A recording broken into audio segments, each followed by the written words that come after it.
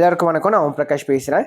இது வரைக்கும் நீங்கள் இந்த சேனலை சப்ஸ்கிரைப் பண்ணலாம், சப்ஸ்கிரைப் பண்ணிக்கோங்க. அது மட்டும் இல்லாமல் பக்கத்தில் இருக்க பெல் பட்டனும் கிளிக் பண்ணி வச்சுக்கோங்க. அப்போ தான் நம்ம சேனலில் போடுற எல்லா வீடியோஸும் உங்களுக்கு நோட்டிஃபிகேஷனில் காமிக்கும்.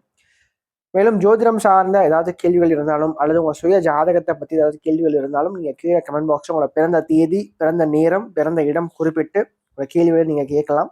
கண்டிப்பாக எல்லோருடைய கமெண்ட்ஸுக்கும் முடிஞ்ச வரைக்கும் நான் ரிப்ளை பண்ணுறேங்க. சரிங்களா? அதே மாதிரி இந்த வீடியோ உங்களுக்கு பிடிச்சிருக்கின்ற பட்சத்தில் ஒரு லைக்கும் போட்டு விடுங்க. நிறைய லைக்ஸ் வர தான் இன்னும் மேற்கொண்டு வீடியோஸ் நிறைய போடணுன்ற ஒரு தூண்டுதல் எனக்கும் வரும். சரிங்களா? முடிஞ்சிருக்கும் இந்த வீடியோ பார்க்குறவங்க ஒரு லைக்கை போட்டுட்டு கமெண்ட்டை போட்டுட்டு உங்களோட வீடியோ நீங்கள் பார்க்க ஆரம்பிங்க. சரி, வாங்க இப்போ வீடியோக்குள்ளே போகலாம்.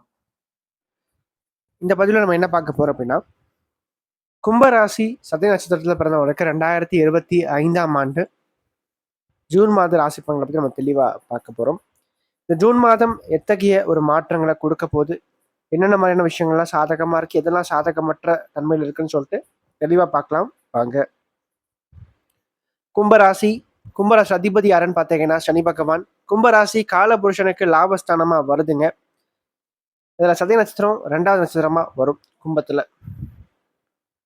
சதயத்தின் அதிபதி யாருன்னு பார்க்கும்போது ராகு பகவான் தான். ராகுனுடைய நிலை அப்படின்னு பார்க்கும்போது இந்த மாதத்துல பொறுத்த வரைக்கும் ராசிக்குள்ள ராகுங்க. குருனுடைய பார்வையில ராகு பகவான் அமர்ந்திருக்கிறது ஒரு உன்னதமான ஒரு நிலையா பார்க்கப்படுது. ஒரு சிறப்பான ஒரு அமைப்பா சொல்லலாம் அப்படின்னு சொல்லலாம். சரிங்களா? மன ரீதியாகவும் சரிங்க, உடல் ரீதியாகவும் சரிங்க, ஒரு புதிய தெம்பு கிடைச்ச மாதிரி இருக்கும். குழப்பங்கள் கொஞ்சம் விலகும் அப்படின்னு சொல்லலாம். சரிங்களா? எண்ணங்கள் தெளிவாகும். எதிர்கால சிந்தனைகள் மனசுல அதிகரிக்கும். சரிங்களா? எதிர்கால ஓட்டங்கள் அதிகமாக மனசுல ஓடிக்கொண்டே இருக்கும். அடுத்து என்ன பண்ண போறோம்னு சொல்லிட்டு சிந்தனைகள் அதிகரிக்கும் அப்படின்னே சொல்லலாம். நல்ல ஒரு புத்தி கூர்மை அதிகரிக்கும் அப்படின்னே சொல்லலாம். எந்த ஒரு சூழ்நிலையும் சமாளிப்பீங்க. சரிங்களா? பிரச்சனை வந்தாலும் அந்த பிரச்சனையை வந்து சமாளிக்கின்ற ஒரு திறமை தற்போது உங்ககிட்ட வெளிப்படும். ஓடி ஒளிய மாட்டீங்க, நின்று ஃபேஸ் பண்ணுவீங்க. சரிங்களா? அது மட்டும் இல்லாம இந்த காலகட்டத்தை பொறுத்த வரைக்கும் இதனால் வரைக்கும் ராசிக்கு 2ஆம் இடமான குடும்பஸ்தானத்துல சனியோட சேர்க்கை பெற்ற சுக்கிரன் தற்போது 3ஆம் இடத்துக்கு பயிற்சியாகி பாக்கிய ஸ்தானத்தை அவரே பார்க்கிறார். பாக்கியாதிபதி பாக்கியத்தை பார்க்கறது சிறப்பு தான். நல்ல ஒரு வளர்ச்சியை வாழ்க்கையில கொடுப்பார். புதிய முயற்சிகள் வெற்றியை கொடுக்கும். அதிர்ஷ்டம் கை கொடுக்கும்.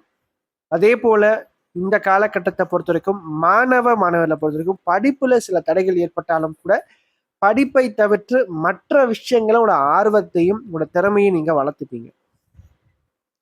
கலை சம்பந்தப்பட்ட விஷயத்துல அதிகமான ஆர்வங்கள் தற்போது ஏற்படும். சரிங்களா? அதாவது ஒரு இயல், இசை, நடனம் சார்ந்த விஷயங்கள் ஏதாச்சும் புதுசா கத்துக்கிறது, இதுல ஏதாச்சும் ஒரு முன்னேற்றத்தை நீங்க கொண்டு வர்றது, எக்ஸ்ட்ராவா இன்னும் நிறைய ஏதாச்சும் கோர்ஸ் மாதிரி பண்றது, ஸோ இதெல்லாம் தற்போது நீங்க செய்யறதுக்கான ஒரு காலகட்டமாக இருக்கும். சரிங்களா? நிறைய ஆர்வங்கள் அதிகரிக்கும் அப்படின்னு சொல்லலாம். குறிப்பா கலைத்துறையில இருக்கக்கூடியவங்களுக்கு இந்த காலகட்டங்கள் ஒரு சிறப்பான ஒரு வளர்ச்சியை கண்டிப்பாக கொடுக்கும். அதே போல தந்தை சம்பந்தப்பட்ட வழியில நல்ல ஒரு முன்னேற்றத்தையும் தந்தையின் மூலமாக நல்ல ஒரு ஆதரவையும் தற்போது பெறுவீங்க. தந்தை வழியில ஒரு சில முன்னேற்றங்கள், அதிர்ஷ்டங்கள் சார்ந்த விஷயங்கள் கண்டிப்பாக நடக்கும்.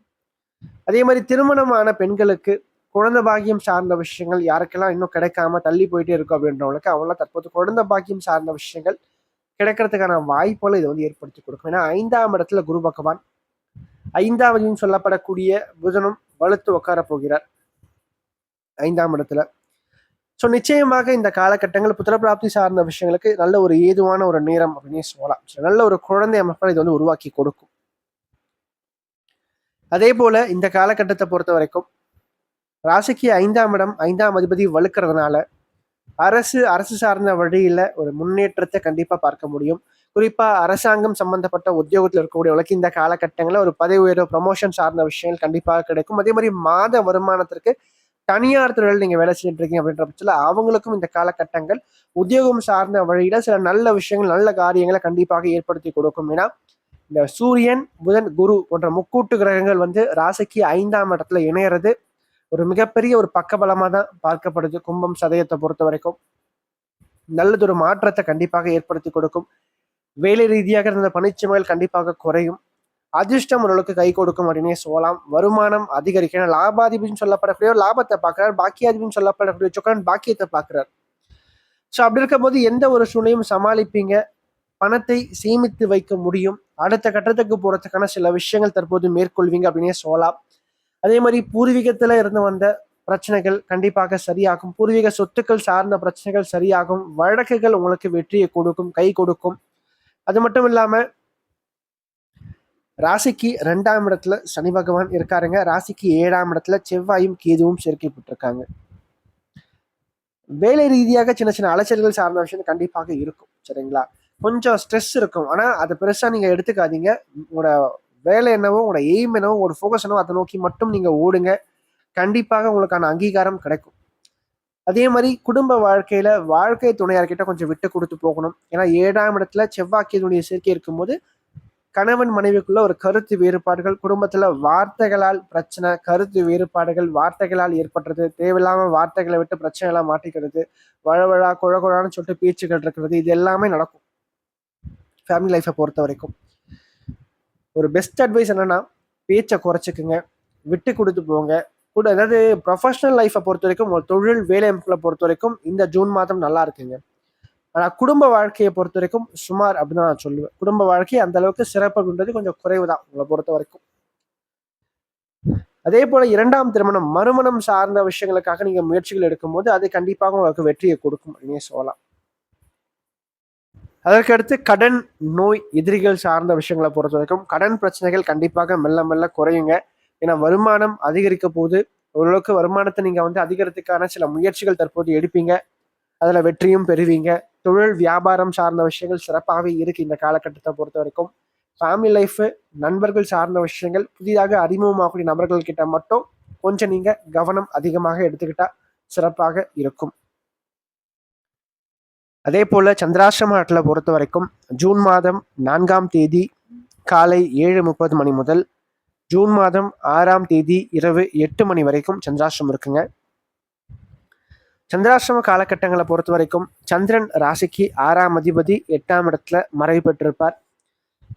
இந்த சந்திராஷ்டிரமம் கும்பத்தை பொறுத்த வரைக்கும் கொஞ்சம் பாதிப்புகளை கொடுக்கத்தான் செய்யும் சதயத்துல பிறந்தவங்களுக்கு. ஏன்னா 8ல சனி பகவான் பார்வையில சந்திரன் இருப்பார். சரிங்களா? சனி பார்வை வாங்கிய சந்திரன் கொஞ்சம் மனக்குழப்பங்களை உண்டு பண்ணி கொடுப்பார்.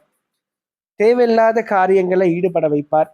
தேவையில்லாத, அதாவது ஒருத்தங்க வேணான்னு சொல்ற ஒரு விஷயத்த நீங்க வீம்புக்குனே பண்ணுவீங்க.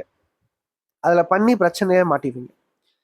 அதனால முடிஞ்ச வரைக்கும் பார்த்தீங்கன்னா குடும்பம் சார்ந்த விஷயங்களை கொஞ்சம் கவனம் எடுத்துங்க. அதாவது ஃபேமிலி என்ன சொல்லுதோ அதை கேட்டு நடங்க. சரிங்களா? கண்டிப்பா சிறப்பாகவே வருவீங்க. சரிங்களா? நீங்களா சுயமா இந்த காலகட்டங்களில் முடிவுகள் பெருசா எடுக்காதீங்க. கொஞ்சம் குழப்பங்கள் கண்டிப்பாக அதிகமா இருக்கும். அதே மாதிரி தவறான முடிவுகளை அதிகமான பிடிவாதத்தோடு எடுப்பீங்க. சரியான முடிவுகளை குழப்பத்தோடு எடுப்பீங்க இந்த காலகட்டத்தை பொறுத்த வரைக்கும். மேலும் இந்த வீடியோ உங்களுக்கு பிடிச்சிருந்தா லைக் பண்ணுங்க. பிடிக்கலன்னா நீங்க தாராளமா நீங்க டிஸ்லைக்கும் பண்ணலாம். சரிங்களா? அதே மாதிரி இந்த வீடியோ பத்தின ஏதாவது கேள்விகள் எதுவாக இருந்தாலும் நீங்க கமெண்ட் பாக்ஸ்ல கமெண்ட் பண்ணலாம். அது நல்ல விஷயமா இருந்தாலும் சரி, கெட்ட விஷயமா இருந்தாலும் சரி, உங்களோட தோன்ற விஷயங்கள் நீங்க கமெண்ட் பாக்ஸ்ல கமெண்ட் பண்ணுங்க. அது சரியா இருந்தா இன்னும் எனக்கு பூஸ்டப்பா இருக்கும். அது தவறான ஒரு இதுவா இருந்தா நான் அதை திருத்திக்கிறேன். சரிங்களா? நன்றி, வணக்கம்.